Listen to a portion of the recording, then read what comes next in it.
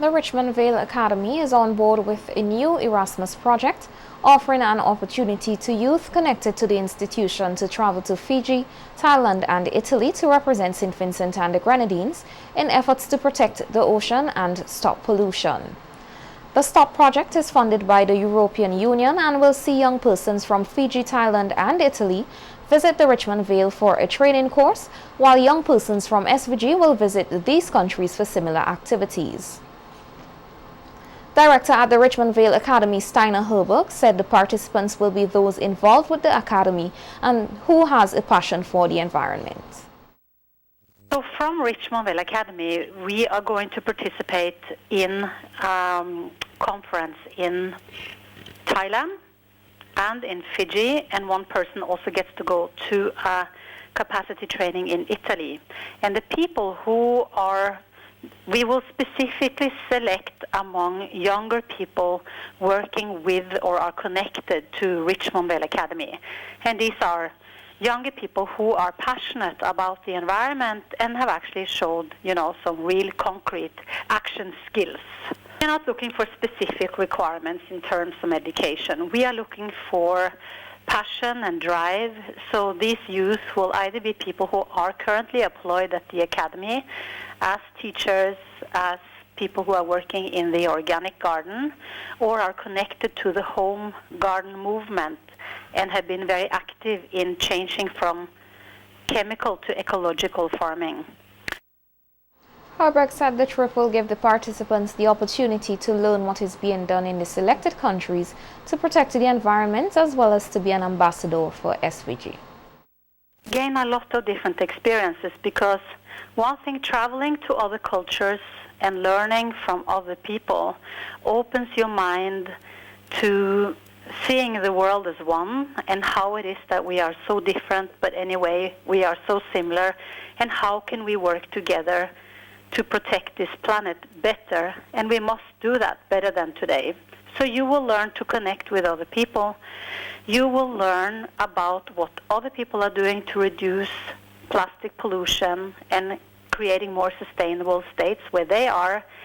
And you will also be able to be an ambassador for St. Vincent to show and focus on the good examples that's coming out of St. Vincent. Of course, we have a long way to go in St. Vincent to become a sustainable island, but we are making steps every year.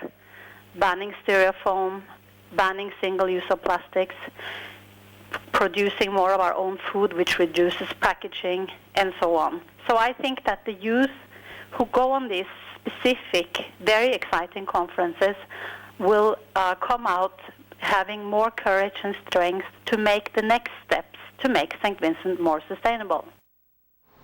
The Richmond Vale Academy director said while SVG has been making strides, more work still needs to be done to protect the environment and the ocean space. We should continue with campaigns. There are many community groups in St. Vincent who do cleanups.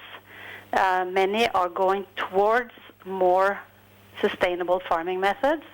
So it's on the move.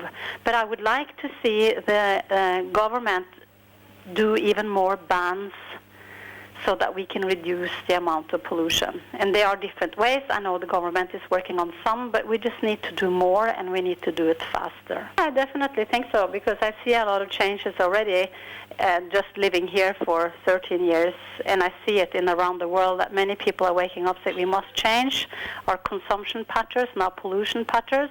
It's actually quite simple. If you like snorkeling or diving, try to come and do that in North Leeward, and afterwards go to the Indian Bay and snorkel there. It's very clear to see the pollution from land kills the reefs, while here in North Leeward there are less pollution and the reefs are thriving. They are actually incredibly beautiful, the reefs in North Leeward. So it's very clear to see pollution from the land kills the life in the sea.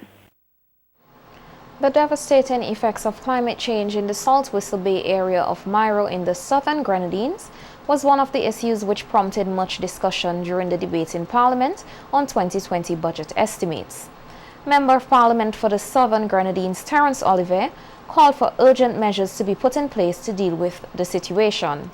Minister of Finance Camila Gonzalez said the government is looking for a solution which will not compromise the beauty of the area. There are lots of people in Mario who depend on this area for their livelihood, because you have the Saltwater Bay Resort itself. You have the boat boys, everybody, the t-shirt vendors, you have lots of business over there. People also from Union Island, Canoan, go there.